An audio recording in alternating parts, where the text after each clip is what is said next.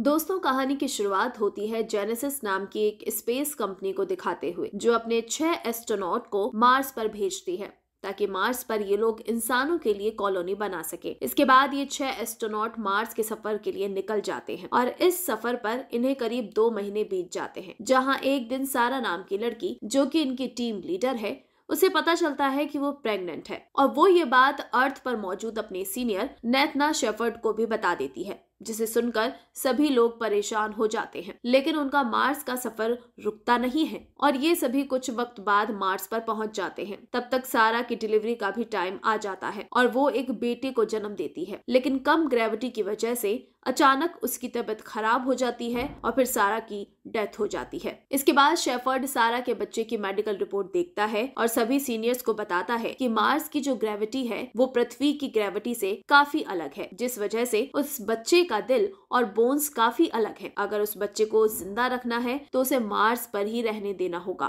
क्योंकि इस ग्रेविटी में वो जिंदा नहीं रह पाएगा। साथ ही शेफर्ड इस बच्चे के बारे में किसी को भी बताने से मना करता है। इस तरह वक्त बीतता जाता है और ये बच्चा, जिसका नाम गार्डनर होता है, वो अब 16 साल का हो जाता है। गार्डनर ने अपनी पूरी जिंदगी में सिर्फ 14 लोगों को ही देखा था। साथ ही वो काफी इंटेलिजेंट भी होता है, लेकिन उसे ना तो अपनी मॉम के बारे में ज्यादा कुछ पता होता है और ना ही अपने डैड के बारे में। वो एस्ट्रोनॉट के साथ मार्स पर एक रिसर्च कैंप में रहता है, जहाँ उसे अपनी माँ के नाम का एक लॉकर दिखाई देता है और गार्डनर जब उस लॉकर को हैक करके खोलता है तो उसमें से उसे एक पेन ड्राइव और एक अंगूठी मिलती है। वो अंगूठी पहन लेता है और पेन ड्राइव को जब चेक करता है तो उसमें उसे एक वीडियो मिलता है, जहां वो पहली बार अपनी मॉम को एक आदमी के साथ काफी एंजॉय करते हुए देखता है। उसे लगता है कि शायद यही उसके डैड हैं। इसके बाद वो उनकी वीडियो का स्क्रीनशॉट लेकर उसका एक फोटो निकालता है और उसे अपने पास रख लेता है। आगे हमें गार्डनर को अर्थ पर एक लड़की से चैट करते हुए दिखाते हैं, जिसका नाम होता है तुलसा। कहानी में आगे बढ़ने से पहले आप सभी से एक रिक्वेस्ट है कि आप हमारे चैनल को सब्सक्राइब करें और ज्यादा से ज्यादा शेयर करें। तुलसा गार्डनर से कहती है कि मैं अपनी जिंदगी अपनी मर्जी से जीना चाहती हूँ, साथ ही मैं बहुत सारी जगह घूमना चाहती हूँ। इस पर गार्डनर उसे जवाब देते हुए कहता है कि काश मैं भी ऐसा कह पाता। ये सुनकर तुलसा उससे पूछती है, तुम्हें कौन रोकता है? इस पर वो कहता है, माई डिजीज ऑस्टियोजेनेसिस इम्परफेक्ट, यानी उसके बोन्स काफी कमजोर हैं, जिस वजह से वो घर से बाहर नहीं जा सकता। साथ ही वो तुलसा को बताता है कि वो किसी घर में नहीं बल्कि पेंट हाउस में रहता है, जो पार्क एवेन्यू पर है, लेकिन तुलसा को उसकी बात पर यकीन नहीं होता। इसके बाद हम गार्डनर को मार्स पर काफी तेज स्पीड में एक व्हीकल चलाते हुए देखते हैं, जिस वजह से वो गिर जाता है और उसका ऑक्सीजन पाइप निकल जाता है। ऑक्सीजन न मिलने की वजह से गार्डनर मरने ही वाला होता है। तभी यहाँ कैंडरा आ जाती है, जो गार्डनर को अपने बेटे की तरह समझती थी। वो जल्दी से उसे संभालती है और उसे समझाते हुए कहती है कि ऐसी गलती दोबारा मत करना, क्योंकि मैं तुमसे बहुत प्यार करती हूँ और तुम्हें खोना नहीं चाहती। ये सुनकर गार्डनर भी थोड़ा इमोशनल हो जाता है और इतने में ही कैंडरा की नजर डेस्क पर पड़ी हुई फोटो पर जाती है, जिसे देखकर वो समझ जाती है कि गार्डनर अपने पास्ट के बारे में जानना चाहता है। इसलिए वो अपने सीनियर शेफर्ड को कॉल करके उसे कहती है कि मुझे अब गार्डनर को अर्थ पर ले जाने की परमिशन चाहिए, लेकिन शेफर्ड मना कर देता है और कैंड्रा से कहता है कि ऐसा करना नामुमकिन है। गार्डनर की सर्जरी करने के बाद ही उसे अर्थ पर भेजा जा सकता है। ये सुनकर कैंड्रा उसे किसी तरह से मना लेती है और फिर गार्डनर की सर्जरी होती है, जिसके बाद उसकी फिजिकल फिटनेस को भी मेंटेन किया जाता है और इन सब में करीब 2 महीने बीत जाते हैं। एक रात गार्डनर तुलसा को वीडियो कॉल करके उसे बताता है कि वो जल्दी ही उससे मिलने आ रहा है, जिसके बाद गार्डनर अर्थ के लिए अपना सफर शुरू करता है, जहाँ कैंड्रा भी उसके साथ थी। जैसे ही वो अर्थ पर लैंड करता है, उस पर कई तरह के ट्रीटमेंट किए जाते हैं ताकि पता लगाया जा सके कि वो यहाँ रह सकता है या नहीं। गार्डनर इसमें फेल हो जाता है, यानी वो यहाँ रहने लायक नहीं है, इसलिए उसे दोबारा मार्स पर भेजने की तैयारी शुरू कर दी जाती है। गार्डनर को जब भी पता चलता है कि ये सब उसे दोबारा मार्स पर भेज रहे हैं, तो वो यहाँ से चुपचाप भाग जाता है और जब वो पहली बार बिना ऑक्सीजन मास्क के खुले आसमान के नीचे घूम रहा था, तो ये देखकर वो बहुत खुश होता है। इसी दौरान बारिश भी होने लगती है और गार्डनर पहली बार बारिश को एंजॉय करता है। वहीं हम कैंड्रा को गार्डनर की वजह से काफी परेशान देखते हैं। तभी उसे याद आता है कि गार्डनर तुलसा नाम की लड़की से बात करता है, इसलिए वो शेफर्ड को लेकर गार्डनर को ढूंढने के लिए निकल जाती है। वहीं दूसरी तरफ गार्डनर तुलसा से मिलने के लिए उसके कॉलेज में पहुंच जाता है,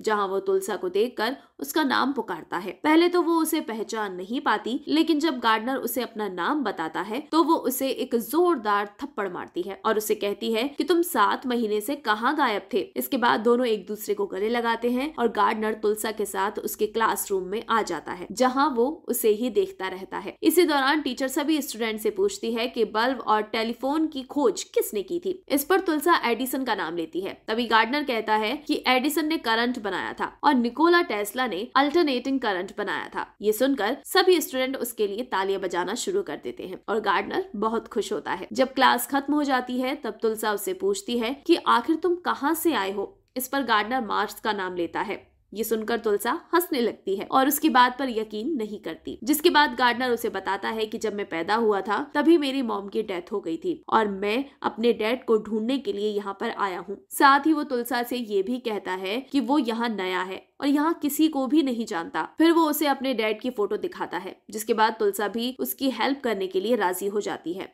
और दोनों गार्डनर के डैड को ढूंढने के लिए निकल जाते हैं। लेकिन उन्हें ढूंढने से पहले ये दोनों तुलसा के घर आते हैं, जहाँ से तुलसा कुछ पैसे लेती है। इतने में ही यहाँ कैंड्रा और शेफर्ड दोनों आ जाते हैं। कैंड्रा गार्डनर से वापस चलने के लिए कहती है क्योंकि उसकी तबीयत खराब हो सकती थी, पर वो उसकी एक भी बात नहीं सुनता और कैंड्रा से कहता है कि मैं अपने डैड को ढूंढने के लिए जा रहा हूँ। इतना कहकर वो यहाँ से भाग जाता है और उसे पकड़ने के लिए कैंड्रा उसके पीछे जाती है। इतने में ही शेफर्ड भी कार लेकर गार्डनर का पीछा करता है, लेकिन तभी यहाँ तुलसा एक हेलीकॉप्टर लेकर आ जाती है और गार्डनर को अपने साथ ले जाती है। पर तुलसा को ये अच्छी तरह चलाना नहीं आता था। इतने में ही हेलीकॉप्टर का फ्यूल भी खत्म हो जाता है, जिस वजह से वो डगमगाने लगता है और सामने गोदाम से टकराने ही वाला होता है कि इससे पहले ये दोनों उसमें से कूद जाते हैं, जिसके बाद उनका हेलीकॉप्टर उस गोदाम से टकरा जाता है और एक बहुत बड़ा ब्लास्ट होता है। ये ब्लास्ट देखने के बाद कैंड्रा और शेफर्ड दोनों बहुत ज्यादा डर जाते हैं। उन्हें लगता है कि गार्डनर इस ब्लास्ट में मारा गया, लेकिन जब वो यहाँ आकर चेक करते हैं तब उन्हें पता चलता है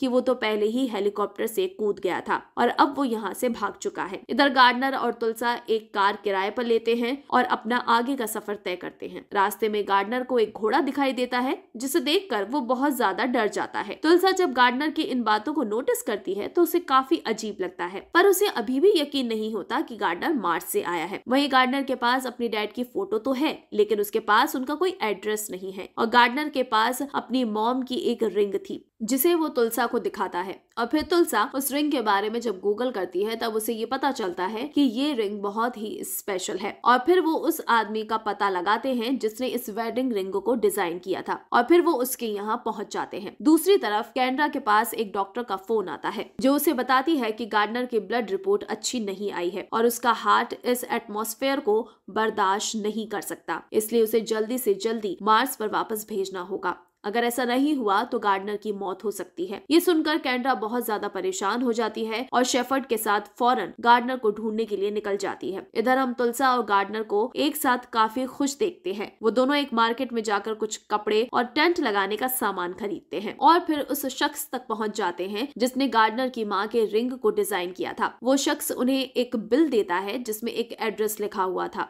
इसके बाद तुलसा और गार्डनर उस एड्रेस पर जाने का डिसाइड करते हैं, लेकिन रास्ते में गार्डनर की तबीयत बहुत ज्यादा खराब हो जाती है और उसकी नाक से खून बहने लगता है, जिस वजह से वो वहीं बेहोश हो जाता है। ये देखकर तुलसा जल्दी से उसे एक हॉस्पिटल में ले जाती है, जहां डॉक्टर गार्डनर का चेकअप करते वक्त हैरान रह जाते हैं क्योंकि उसका दिल आम इंसानों के मुकाबले काफी बड़ा था और उसकी बोन्स भी कुछ अलग थी। अब यहाँ तुलसा भी समझ जाती है कि गार्डनर ने उसे जो कुछ भी बताया था वो सच था। इतने में ही गार्डनर को होश आ जाता है और वो तुलसा से यहाँ से चलने के लिए कहता है, जिसके बाद ये दोनों यहाँ से चुपचाप भाग जाते हैं और उस एड्रेस पर पहुंच जाते हैं जो इन्हें इस शख्स ने दिया था। इसके बाद गार्डनर को उस घर के अंदर वही आदमी बैठा हुआ मिलता है जो कि उस फोटो में था। गार्डनर इसे देखकर बहुत खुश होता है क्योंकि उसे लगता है कि यही उसके डैड हैं। वो जल्दी से उन्हें वो फोटो दिखाता है और बताता है कि सारा मेरी मॉम थी और मुझे जन्म देते वक्त उसकी डेथ हो गई थी। इस पर वो शख्स गार्डनर से कहता है कि सारा की डेथ एक एक्सीडेंटल डेथ थी। ये सुनकर गार्डनर मना करते हुए कहता है कि नहीं,